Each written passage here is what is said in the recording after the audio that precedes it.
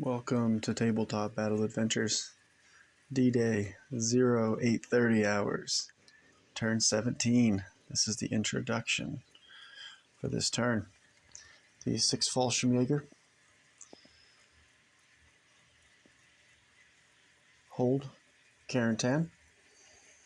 The commander of the 6 Fallschirmjäger is Major von der Heit. He is second floor of the church tower. Top floor is his radio operator with a great line of sight pretty much all the way down the road and quite a ways down the other road also. Meteor mortar, courtyard. Moving into the ruins is the forward observer with the radio.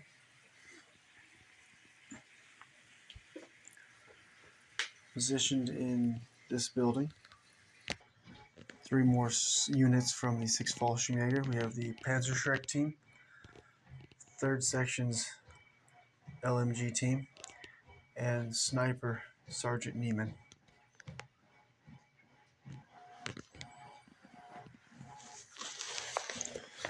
3rd Section's 2nd LMG team is positioned in the attic of this building here. 3rd Section Assistant Leader Sergeant Thor. Actually, on second thought, I believe it's the 2nd Section LMG team that is positioned in the attic of this building. And then 3rd Section's... No, I had that right the first time. So 3rd Section LMG team, attic. And then here outside we have 3rd Section 2 Riflemen's Panzerfaust. The 2 bridges leading into Carentan are objectives to be held by the Germans and to be taken and destroyed by the 506th PIR, who needs to knock these bridges out before turn 24 when the German armor reinforcements arrive on the far side of Carentan.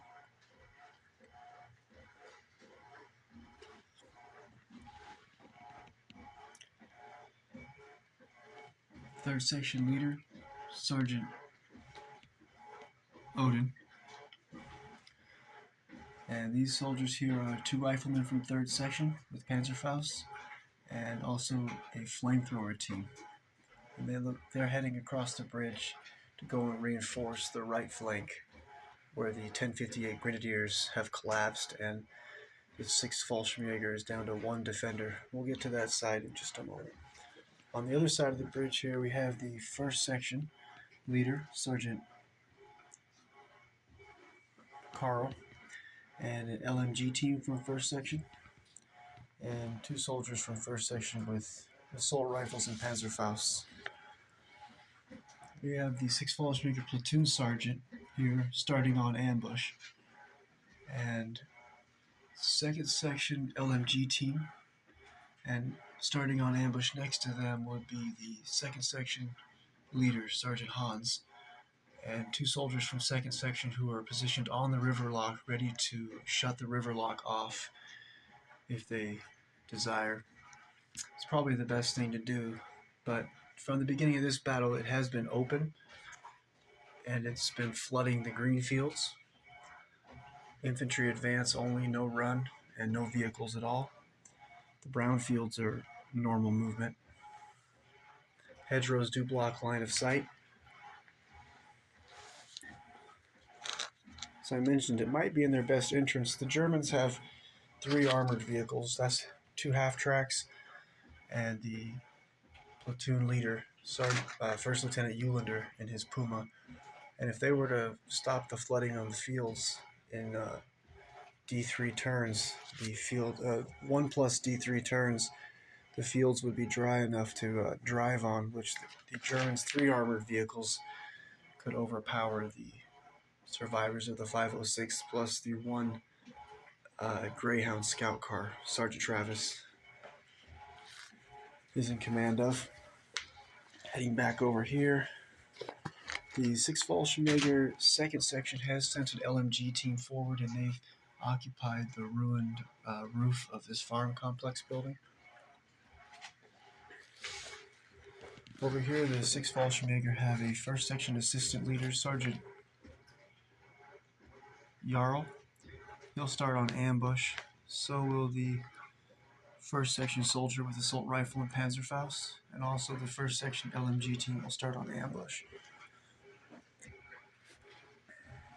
Sergeant Ronald's half-track is down to just himself and the 6th Fallschirmjäger soldier from 1st Section who left this group here and joined to become the gunner after Sergeant Ronald's troops were all shot up and killed in an ambush early in the fight. This is one of only 3 soldiers that survived from the 1058 Grenadiers 2nd Section. This is the LMG gunner whose position is no longer hidden. Should have mentioned these soldiers are hidden here. They have not given away their positions. And the other 2 survivors from 2nd Section of the 1058 Grenadiers, who were the ones who initially got into the fight with the 506th, are these 2 soldiers on the end here, 2nd Section soldiers. And here with the dog, this is the 6th Fallschirmjäger platoon leader, 1st Lieutenant Reese. Well, here you can see the Germans' positions is pretty strong. Over here, the Germans, the 100th Panzer, this is Sergeant Gerald and his half-track, and they have quite a few pins. See, I think it's 5 pins right now. Possibly 6 pins. And a wounded soldier in the back, but the other 3 soldiers on board are still good. Turret's jammed. The front MMG turret is jammed. He's been stuck there for a couple of turns with dealing with these soldiers from the 506. We'll get to them in a moment. And over here with the 6th Fallschirmjäger medic here in this position. These 3 soldiers on the boxes are the 6th Fallschirmjäger forward observer team. The 1058 Grenadiers 1st Section leader, Sergeant Michael. He's here. His dog just got gunned down this past turn by the 506 MMG team, 1st MMG team in the hedgerow. And 1st Lieutenant Eulander, platoon leader of the 100th Panzer, 1st Platoon, he's moved over to support and help Sergeant Michael to fall back. I think that he's the only survivor actually from 1st Section. That'd be Sergeant Michael there. Let me check that. I think that's true. So I think 1st Section of the 1058 Grenadiers took the most losses. Speaking of losses, so the 6th Fallschirmjäger this past turn, they lost 2 soldiers KIA, which was these 2 soldiers center screen. I believe they were from 2nd Section. And previously there was only 1 soldier from 6th Fallschirmjäger who had been killed, which was a sniper in the hotel center screen top floor. So 6th Fallschirmjäger has only lost 3 KIA so far in this fight, where the 1058 Grenadiers lost 5 KIA this past turn, and in total 24 KIA. So they are down to probably about half strength now. Maybe a little worse. 100th Panzer, still all 3 vehicles, as I have shown, are intact. 3 men were killed from Sergeant Ronald's half-track. Let's go over to the Germans' right flank, get a closer look. So over on the right flank, there's the 2 6th Fallschirmjäger soldiers who were killed this past turn. And this is the 6th Fallschirmjäger 2nd Section Assistant Leader, Sergeant Hauser. He's in big trouble right now, facing off against these 506 left flank. Here in the farm complex building, rewinding to the 6th Fallschirmjäger sniper on the 2nd floor. He will start on ambush. And I already mentioned Sergeant Hans on ambush, platoon sergeant.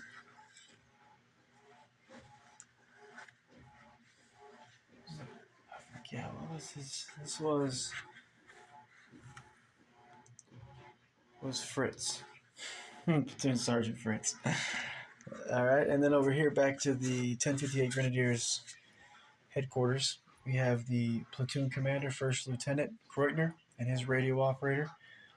They are no, they're not starting on ambush, but the 1058 Grenadiers sniper, he'll start on ambush, and also in here you have the 3rd section LMG team, and the other 3rd section LMG team out here on the patio.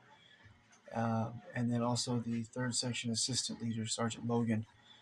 So the 1058 Grenadiers, they're down to these,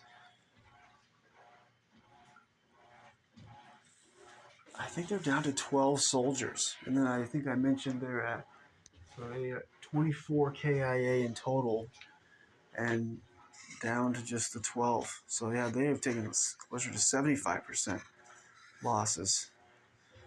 Heavy losses.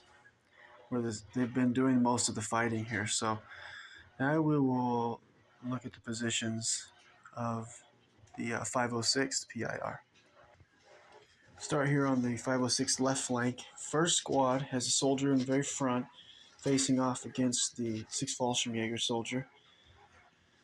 And this first squad soldier is one of only 4 survivors from first squad. The other survivor is the first squad assistant leader, Sergeant Stephen, here on the out of the hedgerow. And then the 2 soldiers here are the first squad LMG team. So out of the original 12 first squad soldiers, there's 4 survivors. You have first bazooka team, who currently there's an airstrike coming in before the first dice of this turn, right on that position. So this could slow down this dangerous assault. This 6th Fallschirmjäger soldier is the only soldier slowing down these paratroopers from being able to freely move behind this hedgerow hidden until they get here to this point where they'd have to pass through this gap. Besides that, they'd be able to move freely almost till they get up here and have to deal with these defenders of the river lock and the bridge. But it's critical that they get there, even if just one soldier survives, because these are the German armor reinforcements that are arriving turn 24 through Carentan. And if those bridges are knocked out, then this armor won't be able to counterattack right over the top of the 506th and head toward the beaches.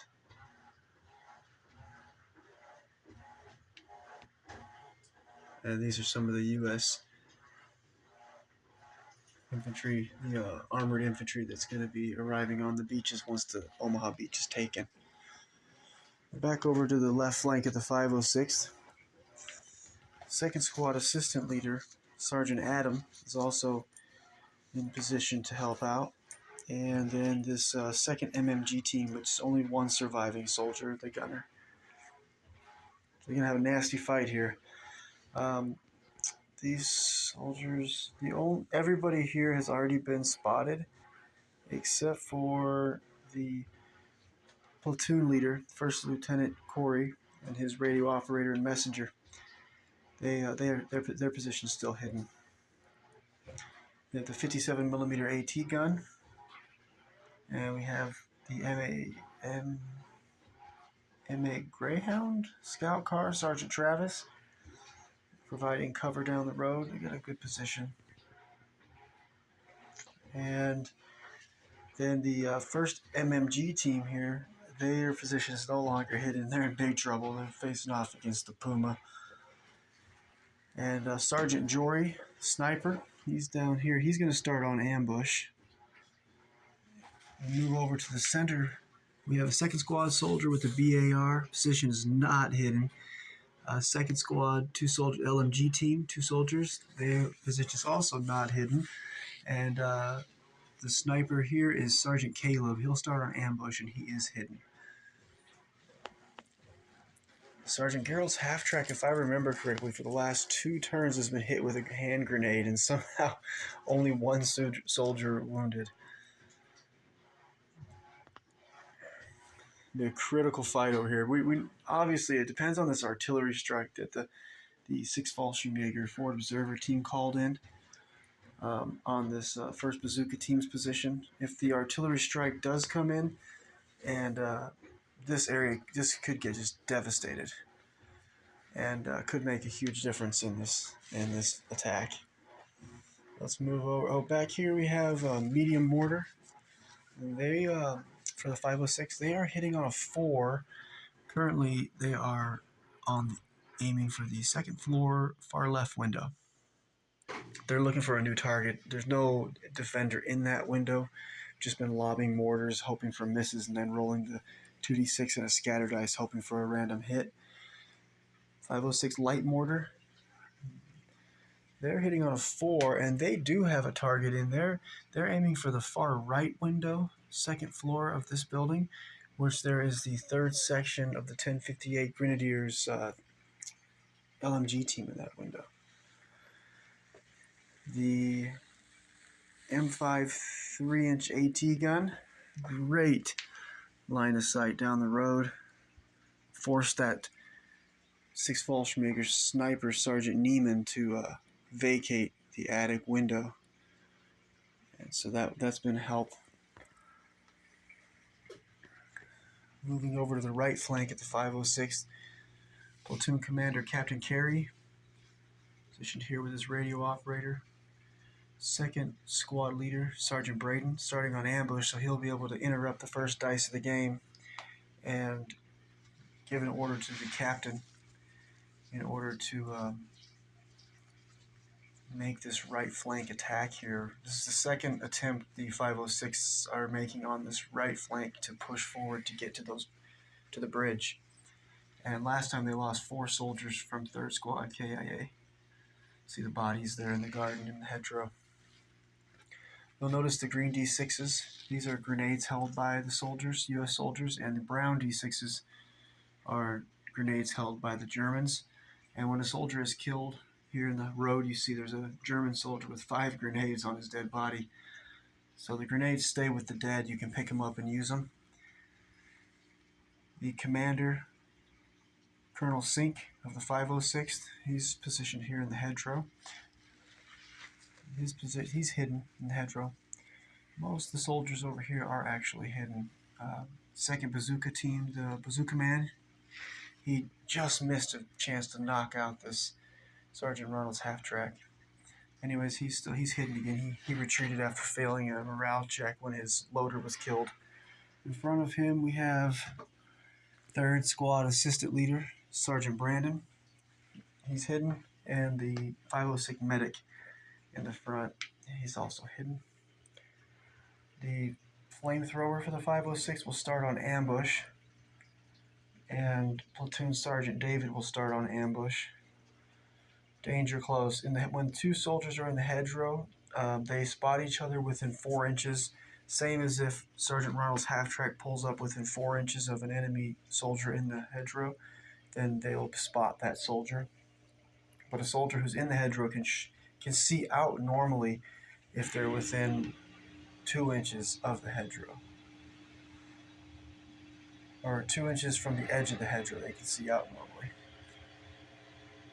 Over here we have a 2nd Squad soldier with an SMG who's moving forward, getting ready to push the attack.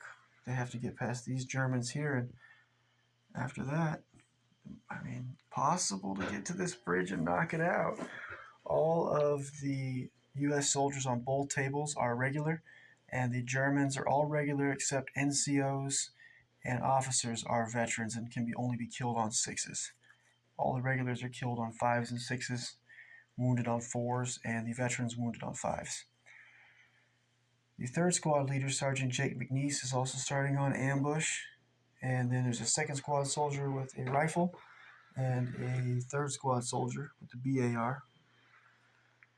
There's a 3rd Squad soldier here, a LMG loader, and then 2nd Squad LMG team in the corn. And that's the 506th right flank. It's going to be an epic firefight. They've been moving forward, getting in position. I think we're pretty much now it's turn 17, 0830 hours. So pretty much have to move, even if taking losses, because we got to get to the bridges by turn 24. And a little before that to blow them up, or that German armor is going to run right over the top of us. I don't think I missed anything. Went over who's on ambush. So in total, on this battlefield, the U.S. forces will have 5 units starting on ambush, and the Germans will have 5 units starting on ambush. We'll go over and check out Omaha Beach. Oh, I wanted to go over the 506 casualties, actually. That's what I forgot. So the 506 last turn took 2 KIA, and they already, and in total now, that gives them 26 KIA. So definitely with the 1058 Grenadiers, 24 KIA, 100th Panzer, 3 KIA, and the 6th Fallschirmjäger, 3 KIA, brings the total on this battlefield, Hedros and Carentan, to 30 German KIA, and 1 wounded soldier at this time. And the 506 facing off has 26 KIA and no wounded at this time. Epic fight. Back to Omaha Beach, where the 916th Grenadiers, 1st and 2nd Platoon defending, took horrific losses. The worst turn in overall for both battlefields. It was the worst turn for the Germans. In total, now I'll give the number in a minute. Okay, so the 916th 1st Platoon this past turn took 7 KIA, and now in total they have 21 KIA. And the 2nd Platoon took 13 KIA this past turn, and in total 15. So the defenses on the beach are crumbling. You can see this building was, I think 12 soldiers were killed in and outside the building when it collapsed. Yes, those are all dead Germans. Only the 2nd Platoon sergeant and his messenger survived. Oh, and down here, there's the 2nd Platoon 3rd Section leader that survived. But everyone else was killed through here. It was brutal. You can see here, positioned in this bunker, not on the roof. It looks like it, but he's in the bunker. It won't fit. That's 2nd Platoon's MMG. They're still in the fight. Down here you have 1st Platoon's 1st Section leader and 2 soldiers, all with SMGs. They're hidden. They're just waiting for the U.S. forces to come around the beach wall there. Inside of this bunker, center screen, 1st Platoon, 2nd Section assistant leader and 2 soldiers with 2 SMGs and 1 rifleman, and they even fired yet? I don't know if they've even had a chance to fire. They've been taking so much fire, but they're going to fire this time. This turn, maybe. Inside of the bunker, there's the Pack 40 with 3 pin markers and 1 soldier wounded, bleeding out next turn, the end of next turn. And then right back here defending the back behind the bunker is the first Platoon's flamethrower team. And that is it for this far left flank. They are in trouble. Oh, nope. Here we go. Inside of this bunker, we have a sniper from 1st Platoon starting on ambush. Also, we have 1st Platoon's MMG team and 1st Platoon 2nd Section leader. Here we have the 2 soldiers on the roof are from 2nd Platoon. Let me spin over here. 1st Section. And inside of the bunker, we have our second platoon, first section LMG team, and also the first section, my old eyes, leader, this SMG.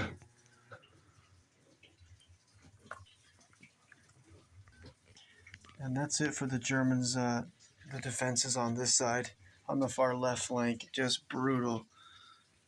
Definitely be a difficult movement to get through all those dead bodies. Incredible. Worst turn for the Germans this past turn. Terrible. 27 KIA between both battlefields. And now bringing their total KIA for both battlefields to 66 KIA as of last turn. The U.S. forces, 8 KIA last turn, 42 over the whole battle, both tables.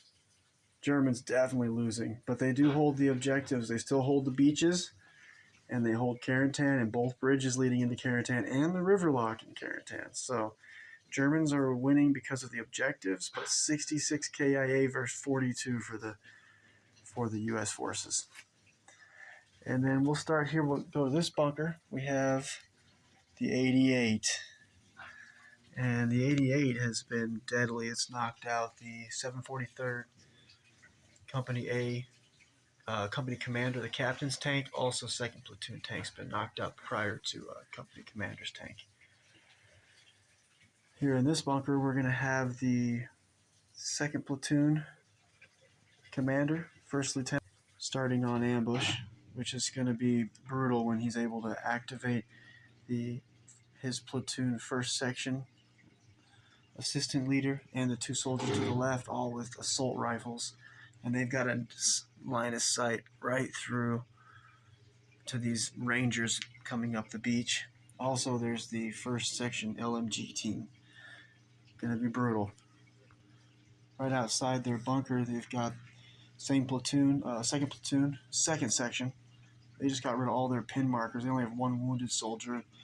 This second platoon medic just saved a soldier from this section this past turn.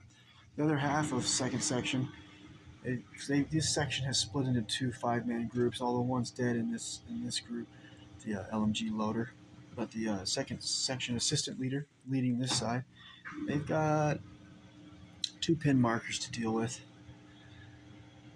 Here we have the second section, or the the second platoon sniper. He'll start on ambush.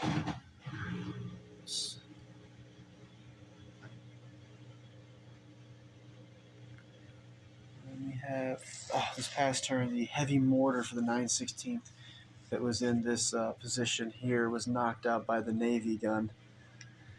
The first, this is the first platoon, second section flamethrower team. They're moving their way down this way. We want to get them into position where they can stop the U.S. armor from getting through this gap and up the road, that's their objective. U.S. forces have to kill all the Germans on the beach. The Germans are not allowed to flee until turn. They can start fleeing turn 18, which means next turn, the end of next turn. So turn 19, they can start fleeing to get to the exit. They have to get to this road to exit the table, and then the Germans can, in D3 turns, D3 plus 1 turns, end up on this table retreating toward Carentan. But they can't start retreating until the end of turn 18. So it's turn 19. There's still the medium mortar here for the 916th. And inside of this bunker here, first platoon, first section, has the JR B-39 grenade launcher and anti-tank rifle. They're in a protected position, so they're safe for now. Down here you see the Goliath remote control little tank mine. And their operators, two of them were killed on a retreat, but one survived and made it up here, and it's the operator, so we'll maybe get to see the Goliath make a move on one of these 743rd tanks, I'm hoping. And here we have who's all Okay, so this is the 1st Platoon, 916th Grenadiers 1st Platoon Commander, 1st Lieutenant, his radio operator. And as I mentioned, the Goliath operator. Then there's a artillery forward observer spotter soldier here. And then there is two 1st Platoon 2nd Section leader on the end, and 2 soldiers with him. One with the, what's that called? The short range Panzerfaust weapon.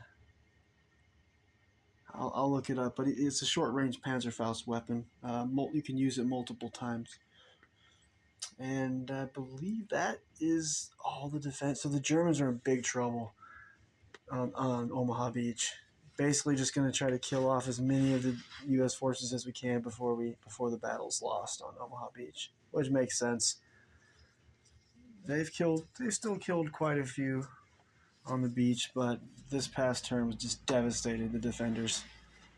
I don't think I missed any defenders on the beach for the 9/16th. Let's move over and check out the attackers.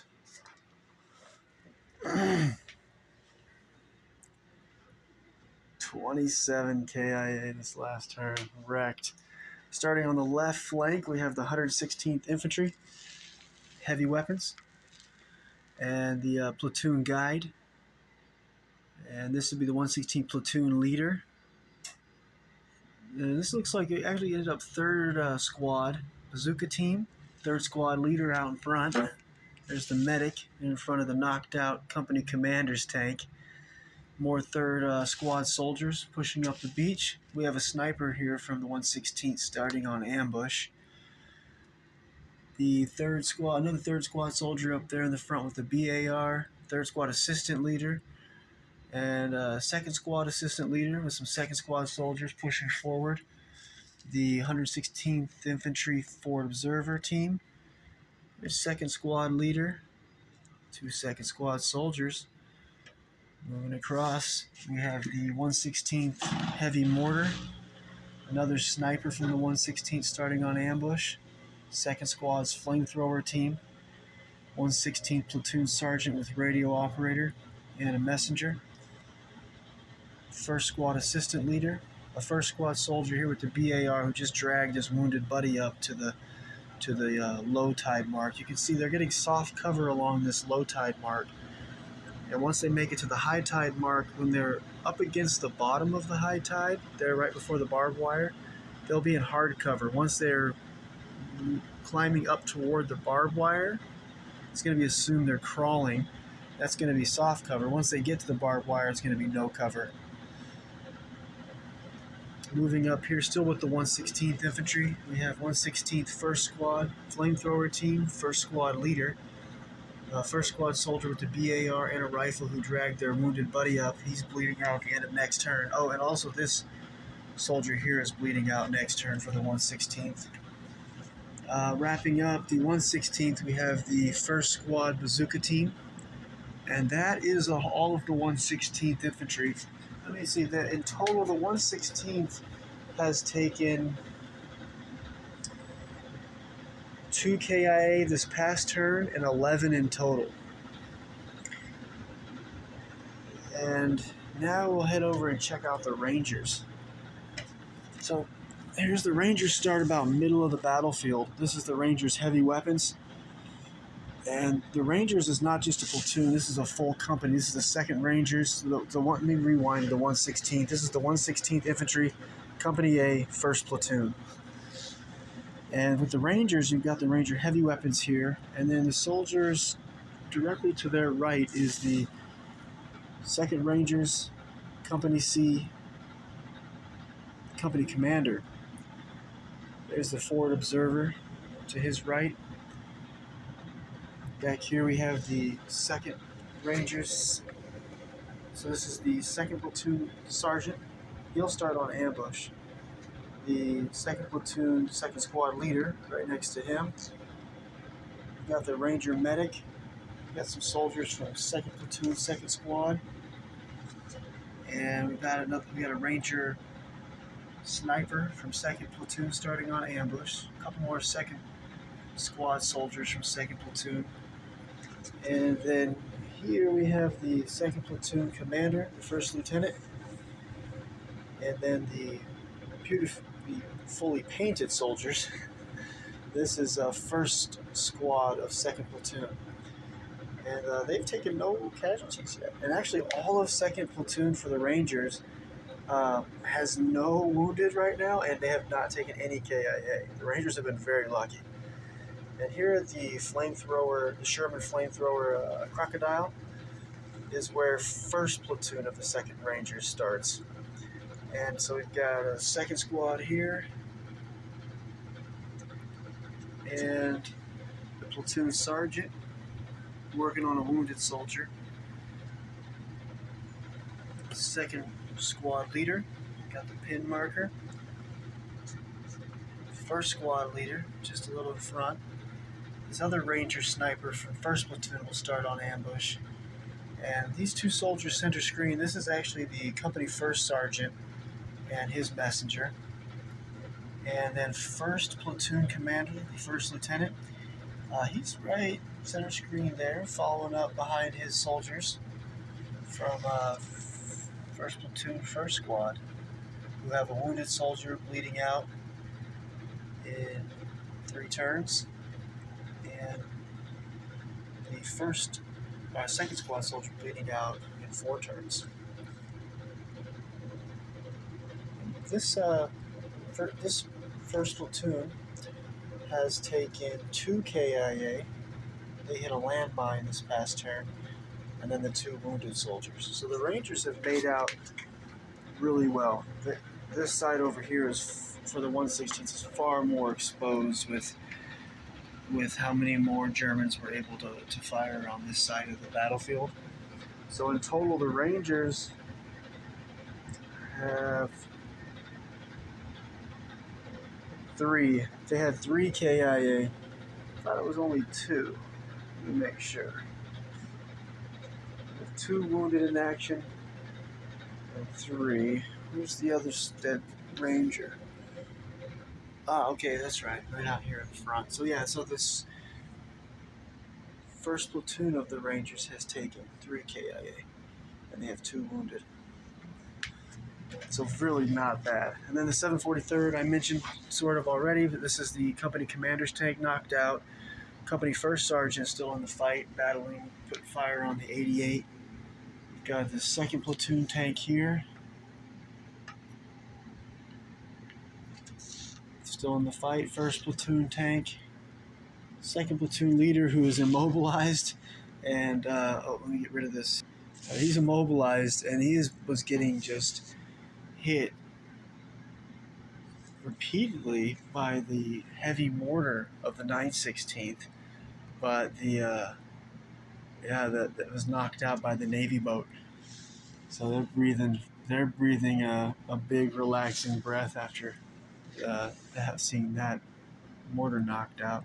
1st Platoon leader still in the fight. This 2nd Platoon tank with the T-34 Calliope, that is what caused the 12 KIA at one time with the building collapse, and unbelievable. Definitely a great cover fire weapon. And then the 743rd, 1st Platoon Sherman with the dozer blade pushed through the obstacles and made a path. So it is open now, and the flamethrower crocodile Sherman here is following him through. Hopefully going to be able to move up and put flamethrower death on this Pack 40, and then hang a left and push through these obstacles, and then flamethrower the 88, and then maybe get to the objective, which is the end of the road, so that way they can wipe out the Germans and move over to reinforce the paratroopers over in the hedgerows. For the